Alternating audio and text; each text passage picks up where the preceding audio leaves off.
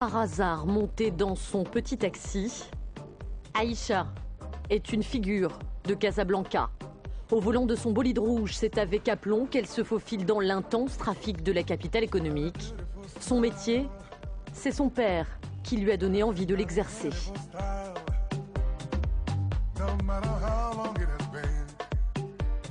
انا راه باش يفور الطاكسي ومن بعد هو مع مقاوم داكشي عطاو كريمه. وانا علاش دوز بيرمي دو كونفيونس على قبل حيت با عنده طاكسي خصني انا نسوقو. انا الاولى خديت بيرمي دو كونفيونس في كازا. Et aujourd'hui, dans le taxi d'Aïcha, une cliente de marque, Haja Hamdawiya.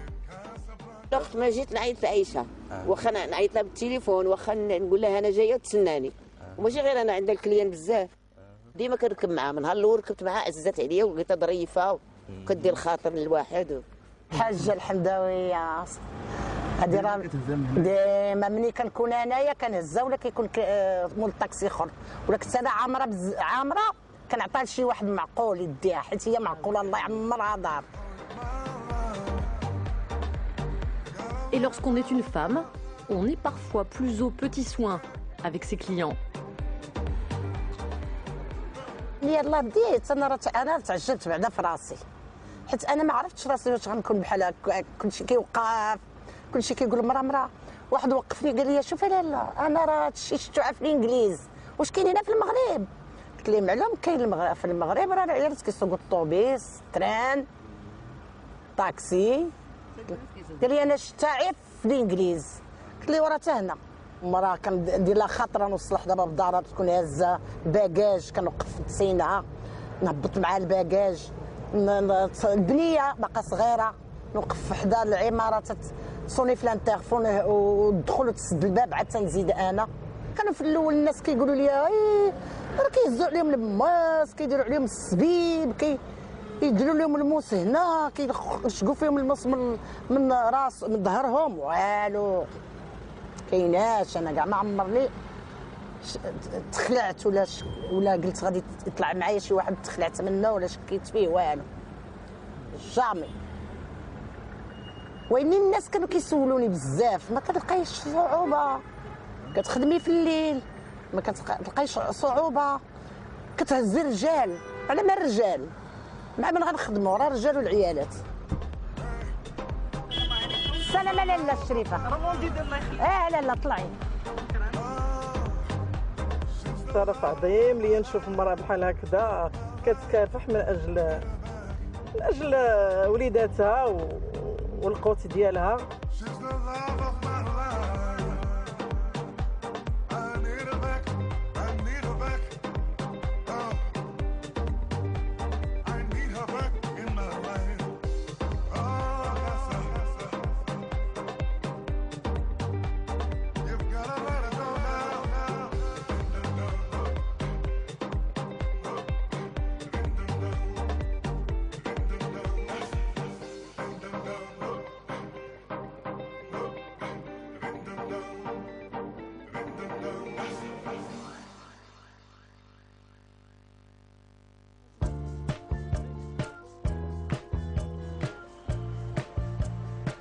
Toujours à Casablanca, nous retrouvons une autre femme.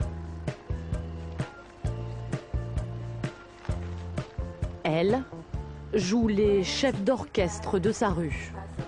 Jamila est gardienne de voiture depuis 8 ans, une activité très peu exercée par les femmes. La présence de Jamila est donc loin de déplaire aux habitants du quartier.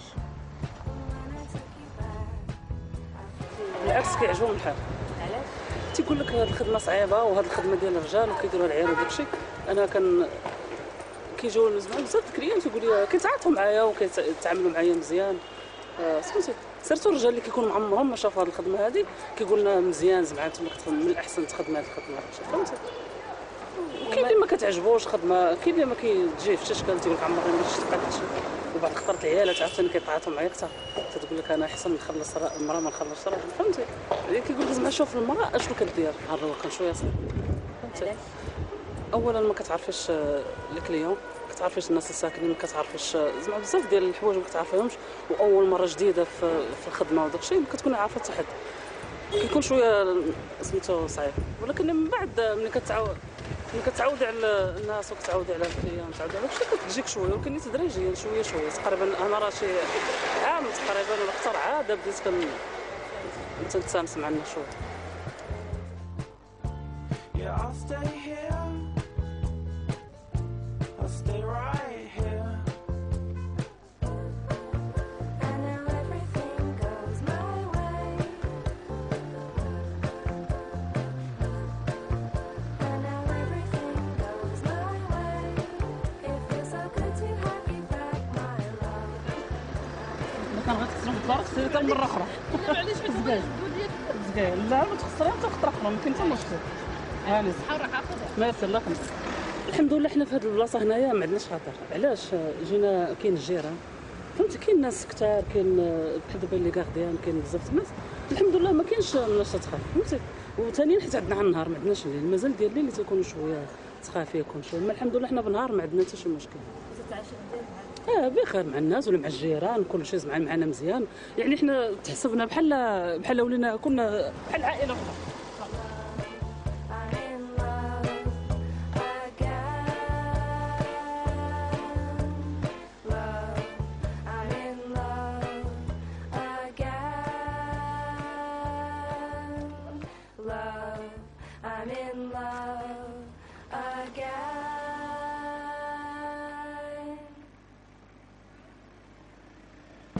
Quelques rues plus loin, une autre gardienne qui ne souhaite pas, elle, que son visage apparaisse à la télévision. Sa famille n'est pas au courant de son activité. Si elle semble assumer son métier et l'exercer avec beaucoup d'assurance, ça n'a pourtant pas toujours été le cas. شمت انايا نخدم بحال زعما كنطلب في الاول بحال كنت كنطلب، وهذا كيقول فهميني في الاول راه كتجيك شويه حاجه ناقصه، حيت واحد كيخلصك واحد لا كيهرب عليك فهمتي. كاين السكان تيقول لك حنا ساكنين وداكشي حتى مع الرجال تيكونوا هكا. لا حتى مع الرجال شي طفل شي تهرب. الرجال العيالات شي كيخلص شي كيهرب، دابا نيت كلشي حاليا. واخا يكون البردين راجل واخا يكون كاردين الراجل كيهربوا عليه، في الاول كيجيو معجبو، دابا لا عادي راه كلشي عامره فيه مساكن. انا تفاجئت داك النهار لا كاينين هما هنايا في هاد الزنقه، كاين حدا المارشي، كاينين بزاف. شي ديال بنادم، انا طفت الخبز والو. هاد الزنقه علاش درت الطلب انا لقيتها خاويه ويسر لي الله فيها، الله يجازيهم بخير. وانا كنحس عاديه بحال خدمه عاديه فهمتي، بحال دابا اللي خدام في شي بلاصه كيخدم فيها كيولي فيها صافي كتولي عنده عاديه. هي صراحه خدمه شويه فيها معاناه بطبيعه الحال، كتبقى نهار كامل. كاين اللي الانسان كيدور معاها وهذا، كاين اللي بعض المرات كيخليها ما كيعطيهاش مثلا واحد الرزق مثلا اللي تعاون به بطبيعه الحال، حيت كاين بعض العائلات مثلا ما كيكونوش ما كيزعموش باش يعطيو الناس وهذا باش يعطيهم، ماشي بحال الراجل شويه كيكون يعني كاين اللي صحيح شويه وقفاز كيكون بعدا احسن شويه، مي كاين باش كيتعاونوا معاها وهذا على حساب الخدمه شويه. سير قلب الروح.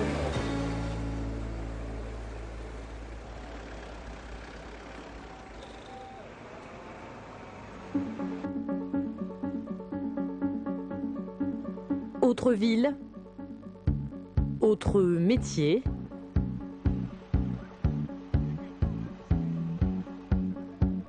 Plus physique, celui-là. Au service de la protection civile de Rabat, une dizaine de femmes pour près de 200 hommes. Des femmes pompiers de tout grade, femmes de terrain, habituellement chargées des interventions médicales, mais formées également aux interventions sur les incendies. Si la situation l'exige, elles pourraient être mobilisées, comme les hommes. Alors aujourd'hui, l'équipe réalise un exercice.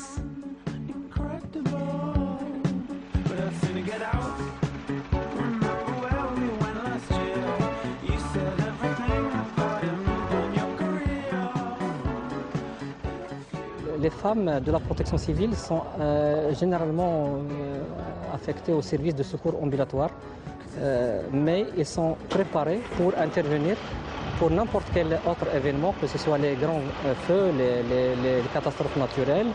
Donc c'est pour cette raison qu'ils sont entraînés chaque jour au sein des casernes de la protection civile, et c'est pour cette raison que vous voyez qu'ils sont là, ils sont parmi les autres collègues hommes pour faire des exercices d'entraînement.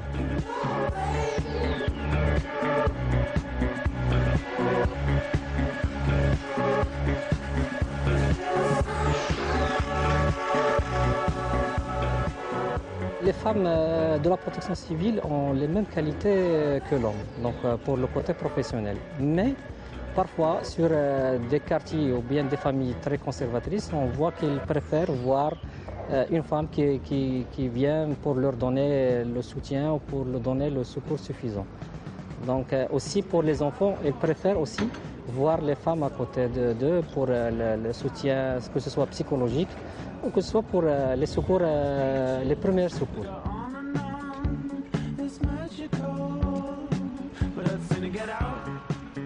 الحمد لله ما كاينش فرق ما بين الرجل داخل الوقايه المدنيه او امراه داخل الوقايه المدنيه، لاننا حنا كنحاولوا نخدموا يد وحده وكنحاولوا نكونوا يعني فريق متكامل داخل التكانه، والحمد لله دائما تنقوموا بالعمل ديالنا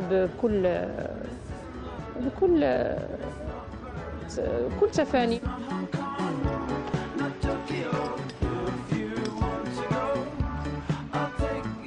أول مرة كانت نظرة الأسرة ديالي يعني نظرة تخوف، لأن تيقول لك ما يمكنش أن المرأة أنها تخوض هذا المجال نظرا أنها راه ما غاديش توفق فيه، ولكن الحمد لله حاولت أنني نوقف لأنني أنا أم متزوجة لطفلين، والحمد لله قدرت نوفق ما بين البيت ديالي والأطفال ديالي وكذلك العمل ديالي، وحب المهنة خلاني أنني الحمد لله نكون يعني كنخوض هذه المهنة بكل فرح وبكل احترام وبكل ارتياح.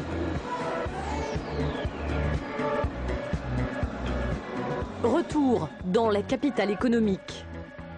Il est en service depuis plus de 3 mois. Le tramway.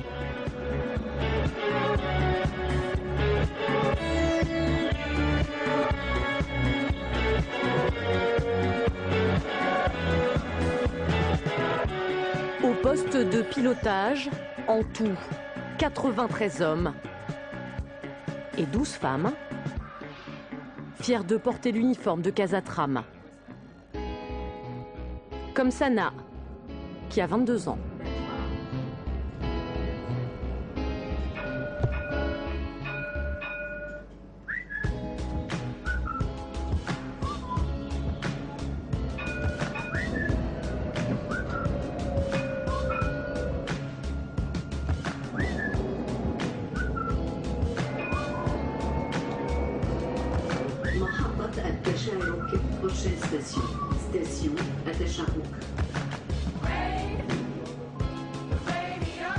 Il est midi.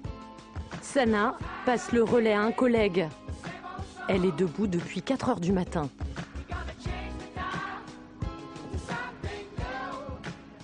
صارت مهنة سائقة ترامواي حيت مهنة جديدة ومهنة ما كتخدمش فيها المرأة بزاف، داكشي علاش اختاريت هذه المهنة باش نبين ان المرأة قادرة تقوم بأي عمل.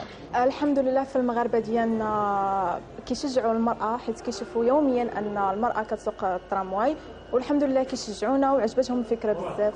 كما ان المرأة كائن حساس وفي التعامل ديالو مع الآخرين، فعندها الميزات انها تسوق الترامواي. كاين تعاون ما بين السائقين وطبعا كاين اغلبيه ذكوريه، ولا الحمد لله كيشجعونا وما كنلقاوش مشاكل مع بعضياتنا، الكل كيساند بعض.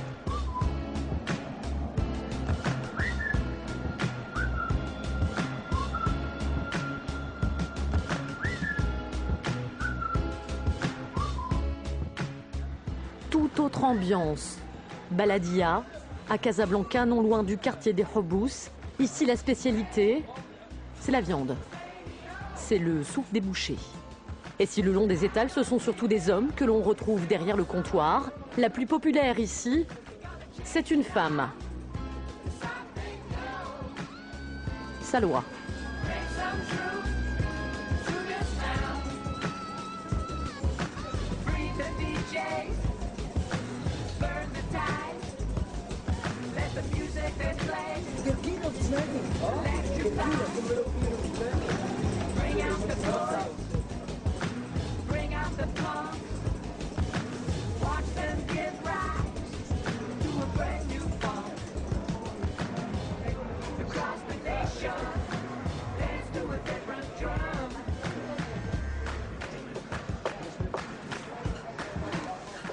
Fière de sa collaboration avec Choumicha qu'elle affiche en grand dans sa boutique, Salwa manie le couteau mieux que n'importe qui.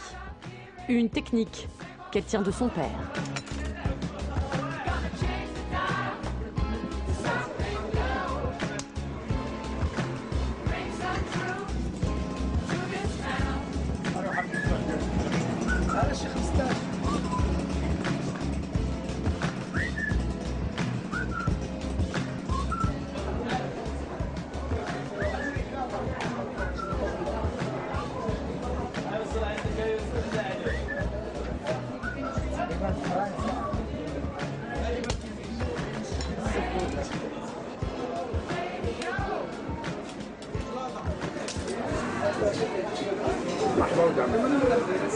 كاين الجمل كاين البكري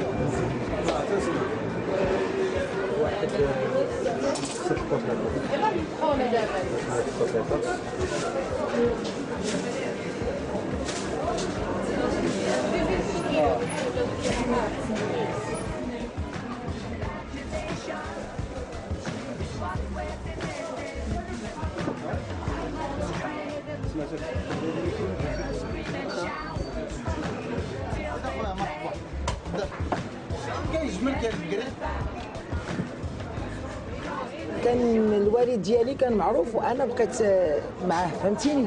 اوني دو سور كنا حنا جوج بنات وما كاينش انا با فخير سي سيلمون بوغ كنت انايا صغيره وجيت اخترت هذا السلام عليكم.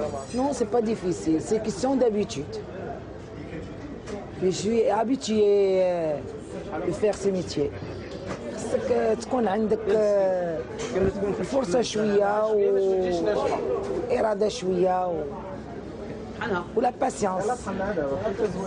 خص المراه تكون تتعامل معاهم لكن ما تكونش تخاف تكون.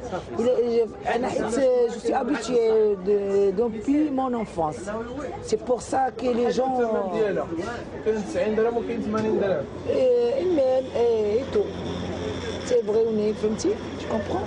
Moi, je la connais, ça fait un bon bout de temps. Oui. C'est un client depuis une éternité. Quand on est correct et honnête, on vient toujours chez lui. Hein? Hein? Bon, il y a des gens qui viennent comme ça, il n'y a pas de problème. Que ça soit un métier. Tous les métiers sont la même chose, non? Quand vous dites un docteur, vous pouvez bien, un gynéco, vous pouvez trouver une femme ou vous trouvez un homme, c'est la même chose. Hein? Est-ce qu'il y a du mal? Non. Voilà. سي ديالي انا خليت شحال من واحد تنجي ديما عندك انت. Ça fait un bon bout de temps. Je peux vous dire, ça fait plus de 17 ans que je viens ici.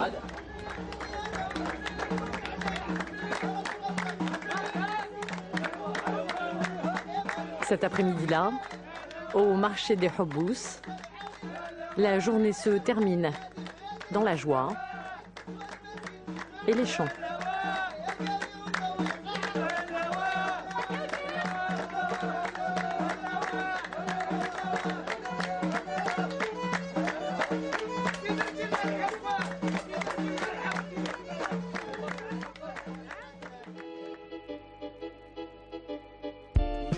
Elles ont décidé de suivre leur voie intérieure pour réaliser leurs rêves ou tout simplement pour subvenir elles-mêmes à leurs besoins. Toutes ces femmes ont su affronter les préjugés, briser les stéréotypes. Aujourd'hui, à leur niveau, elles ouvrent la voie et les esprits. Ces femmes sont les moteurs de la société.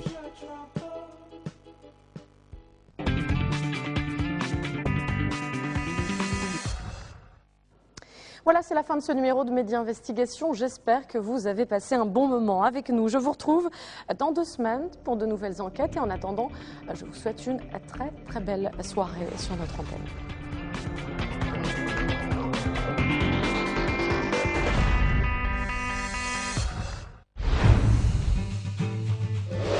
Avec Grand Format, découvrez le quotidien des plus grandes familles indiennes et plongez au cœur des coulisses du mariage spectaculaire d'un jeune Maharaja. Depuis l'indépendance de l'Inde, ces anciens rois et princes n'ont plus leur pouvoir d'antan, mais ils s'accrochent à leur prestige. Aujourd'hui investis dans le monde des affaires ou la politique, les jeunes Maharajas font le grand écart entre tradition et modernité. La vie secrète des Maharajas, c'est dans Grand Format.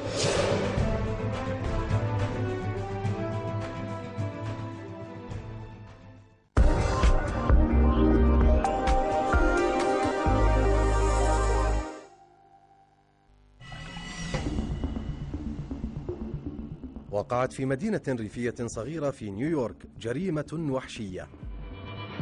أخافت سكان المدينة الصغيرة التي لم تعتد على هذا النوع من الجرائم العنيفة. وعندما توصلوا أخيرا إلى حل القضية كشفت الشرطة عن احتيال بقيمة $1,000,000. إن كانت جيدة إلى هذا الحد فهي غير حقيقية. خداع عبر الإنترنت سلب عشرات الأشخاص مدخرات عمرهم وسلبت أحد الرجال حياته.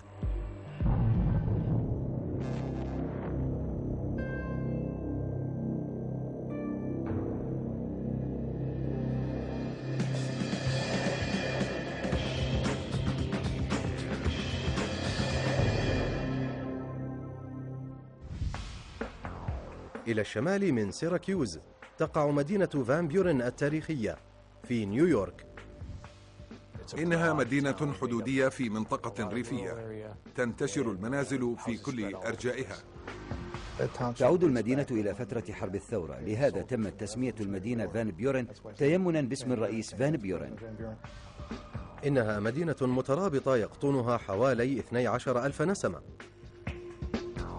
السكان في فان بيورن مثقفون ومحبون للعائلة وودودون. معظمهم من أصحاب الأعمال من مدينة سيراكيوز ممن استوطنوا هنا، فأصبحت بمرور الوقت منطقة جميلة. لكن في عام 2002 قتل أحد سكان فان بيورن. ولحل هذه المشكلة كان على المحققين أولا كشف احتيال بقيمة عدة ملايين وتسجيلات سرية ومؤامرة قتل مذهلة.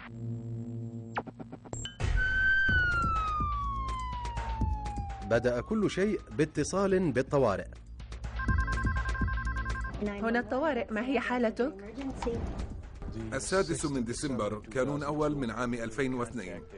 اتصلت بنا زوجة المغدور التي عادت إلى المنزل من العمل فوجدته في المنزل. عثرت على دانيال هيربرت مقتولا على الأرض. لدينا ذكر أبيض ويبدو أن هناك جرحا غائرا تحت منطقة الوجنة. وجد أفراد الشرطة الذين ذهبوا إلى هناك السيد هيربرت ملقا على ظهره وهو يرتدي ثوب الحمام مع وجود جراح واضحة على وجهه والدم يملأ الأرض، مما يدل على وجود صراع دار هنا. لم يكن هناك سلاح واضح، لم نعثر على أي سلاح، لم نرى أي سكين يمكن أن تكون قد استخدمت في الجريمة. عندما دخل المنزل ألقى المحققان النظر على الضحية، وكان من الواضح أن دانيال هيربرت كان في شجار. إنه شجار كان قاتله مصمما على الفوز به. تعرض السيد هيربرت للطعن عدة مرات، لقد تلقى ضربات على الرأس عدة مرات، وأطلقت النار عليه مرتين، عيار ناري وطعنات.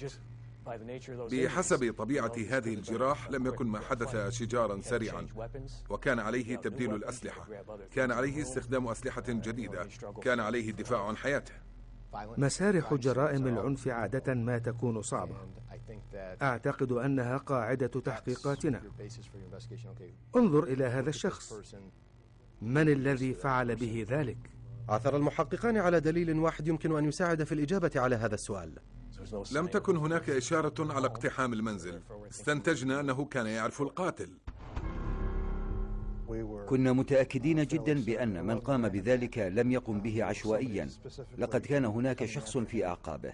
يعتقد المحققان الآن أن هيربرت قتل من قبل شخص يعرفه، وربما كان شخصا مقربا منه.